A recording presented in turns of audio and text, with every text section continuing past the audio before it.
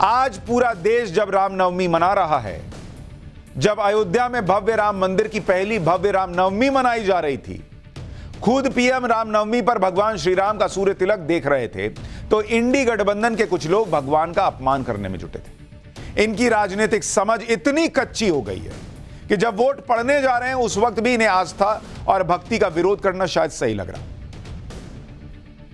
जबकि सब जानते हैं कि इस देश का आधार ही आस्था और भक्ति है। इनके इसी विरोध की वजह से चुनाव के पहले राउंड से पहले ही यह चुनाव दो सोच के बीच बंट गया, राम का सम्मान वर्सेस राम का अपमान। और यह इन लोगों ने खाई पैदा की है। भगवान राम से जुड़ी आस्था और भक्ति का अपमान करने वाले और उसका मजाक उड़ाने वालों की बात आगे करूंगा, लेकिन पहले देख लीजिए कि आस्था और भक्ति का सम्मान किस तरह से किया जा सकता है। इंडी गठबंधन वाले इसे पीएम मोदी से सीख सकते हैं। प्रधानमंत्री नरेंद्र मोदी आज असम में एक रैली करने गए थे। वहां पर उन्होंने रैली के बीच अयोध्या में रामलला का जो सूर्य अभिषेक हो रहा था उसे देखा, कंप्यूटर पर, टैब पर उन्होंने रामलला का सूर्य तिलक देखने का वीडियो भी शेयर किया।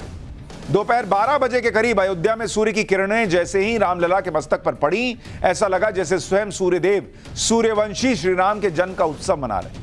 इस अलौकिक अवसर को पीएम मोदी असम में बैठ के देख रहे थे। पूरे देश में जैसे सारे भक्त रामलला का सूर्य तिलक देख रहे थे, उसी तरह से पीएम मोदी भी अयोध्या में श्री राम का सूर्य तिलक देख रहे थे असम में बैठकर। और आप देखिए, प्रचार नहीं रुका, लेकिन भक्ति भी नहीं रुकी। रामलला का सूर्य तिलक देखते समय पीएम मोदी ने अपने जूते उतार कर रख दिए थे और पीएम मोदी का एक हाथ उनके सीने पर था, जैसे नहीं आदमी प्रणाम करता है।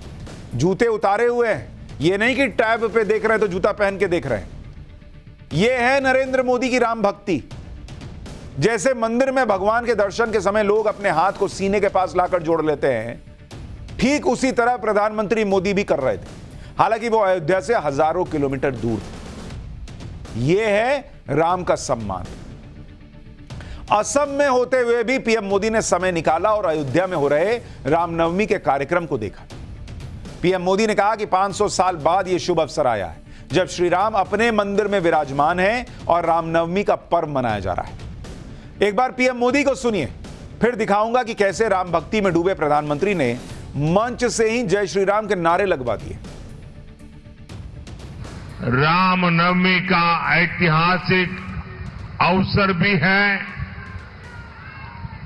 500 वर्षों के इंतजार के बाद आखिर भगवान राम अपने भव्य मंदिर में विराजमान हुए हैं।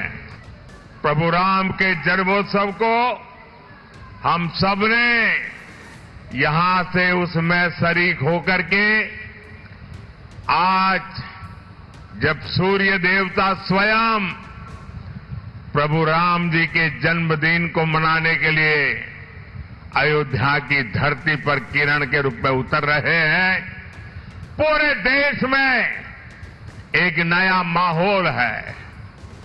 और ये प्रभु राम का बर्थडे 500 साल के बाद आया है, जब वो अपने निज घर में बर्थडे मनाने का सौभाग्य मिला है।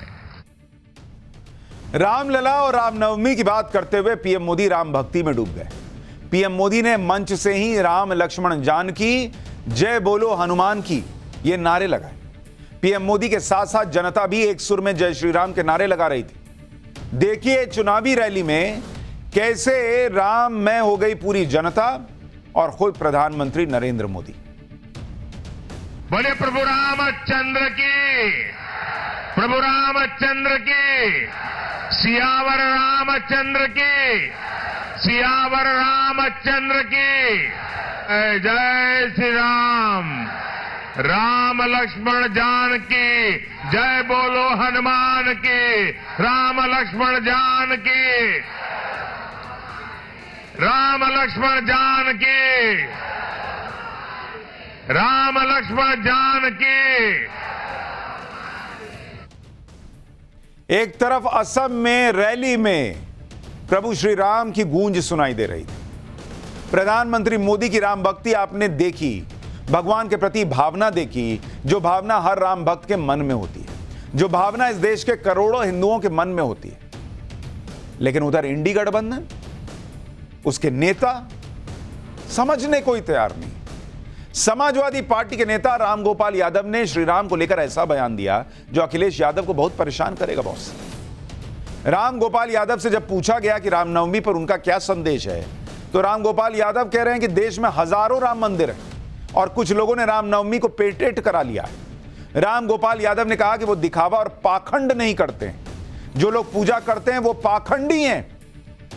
मतलब करोड़ों लोग जो रामनवमी में पूजा कर रहे हैं, वो रामगोपाल यादव की परिभाषा से चलिएगा तो वो लोग पाखंडी हैं। सोचिए, रामगोपाल यादव के नाम में ही राम है, गोपाल है, फिर भी वो ऐसी बातें कर रहे हैं। एक बार रामगोपाल यादव का बयान सुनिए, फिर बताऊंगा कि प्राण प्रतिष्ठा का विरोध करने वाले राहुल कैसे राम राम कहने लगे। रामनवमी को जो कुछ लोगों ने पेटेंट कर लिया है, उनकी बपौती नहीं रामनवमी। रामनवमी करोड़ों लोग हजारों वर्ष से मनाते चले जा रहे हैं और एक राम मंदिर नहीं, हजारों राम मंदिर इस देश में हैं ऑलरेडी। और इसमें तो उन्होंने सब अधूरा प्राण प्रतिष्ठा वगैरह की है। सारे जगतगुरु शंकराचार्य उसके विरोध में थे। ये ठीक नहीं है अशोक, जो पहले होते रही। मैंने तो कभी किसी की पूजा नहीं की। मैं तो भगवान का नाम लेता हूँ, असली भक्त हूँ भगवान। मैं दिखावा नहीं कर रहा हूँ, मैं पाखंडी नहीं हूँ। पाखंडी लोग ये सब करते हैं। पाखंडी लोग ये सब करते हैं, ये रामगोपाल यादव कह रहे हैं। जो लोग आज रामनवमी मना रहे वो पाखंडी हैं क्या सर? और क्या इन लोगों को जो इतना खुलकर हिंदुओं के लिए बात कह लेते हैं, ये दूसरे धर्मों के लिए ऐसा कह सकते हैं क्या? जब वो अपने धर्म की किसी पर्व त्योहार में अपने धार्मिक कार्यक्रम करते हैं, उनको कोई पाखंडी कहता है क्या? लेकिन करोड़ों हिंदुओं के लिए ऐसी बात कही जा सकती है कि जो ये सब करते हैं वो पाखंडी हैं। रामगोपाल यादव को आपने सुन लिया। इंडी गठबंधन के एक और नेता हैं राहुल गांधी, जिनके पास पिछले 3 महीने में इतना समय नहीं मिला कि वो अयोध्या जा सके। न्याय जोड़ो यात्रा से, न्याय यात्रा या जिसे भारत जोड़ो यात्रा कहते हैं, वो पूरा देश नापने का दावा करने वाले राहुल अयोध्या नहीं जा पाए। लेकिन अब पहले चरण के मतदान में 1 दिन का जब समय बचा है, तो राहुल गांधी भी राम राम करने लग गए। आज गाजियाबाद में अखिलेश यादव के साथ उन्होंने साझा प्रेस कॉन्फ्रेंस की और राहुल गांधी ने शुरुआत में रामनवमी की बधाई के साथ शुरुआत की। सुनिए राहुल गांधी को, फिर बताऊंगा कि बंगाल में रामनवमी के दिन ममता बनर्जी ने क्या किया। रामनवमी की आप सबको, देश को बहुत बहुत शुभकामनाएं। रामनवमी की आप सबको, देश को बहुत बहुत शुभकामनाएं। पूरे इंडी गठबंधन का यही हाल है। राम मंदिर को बीजेपी का मुद्दा बताते रहे हैं, राम मंदिर की प्राण प्रतिष्ठा को बीजेपी का कार्यक्रम बताते आए हैं, लेकिन जब यह लगा कि इससे तो बीजेपी को फायदा हो सकता है, तो सभी के सुर बदल गए। बंगाल के मुख्यमंत्री ममता बनर्जी रामनवमी से पहले लगातार दंगों की आशंका जताती रही। ममता ने कई बार यह कहा कि रामनवमी पर बीजेपी दंगे करा सकती है। आज रामनवमी की बधाई देते हुए भी ममता ने दंगों का डर जता दिया। ममता ने लिखा कि रामनवमी के शुभ अवसर पर आप सभी को शुभकामनाएं। आप सभी से अपील है कि शांति समृद्धि बनाए रखें। ममता बनर्जी ने रामनवमी की बधाई दी, जबकि ये वही ममता बनर्जी हैं जो जय श्री राम का नारा तक सुनते भड़क जाती थी। आपको वो तस्वीर याद होगी, साल 2019 में ममता बनर्जी उत्तरी 24 परगना से गुजर रही थी। उसी समय कुछ लोगों ने ममता के काफिले को देखकर जय श्री राम के नारे लगाए थे और जय श्री राम का नारा सुनते ही ममता बनर्जी अपना आपा खो बैठी थी। गाड़ी रोककर नारा लगाने वालों को डांटने लगी थी। ममता ने कहा था कि जिसने भी नारा लगाया है उनके नाम और पते नोट किए जाएंगे। सब समय का खेल है। जो ममता बनर्जी जय श्री राम के नारे से चिढ़ जाती थी, वो आज रामनवमी पर बधाई दे रही।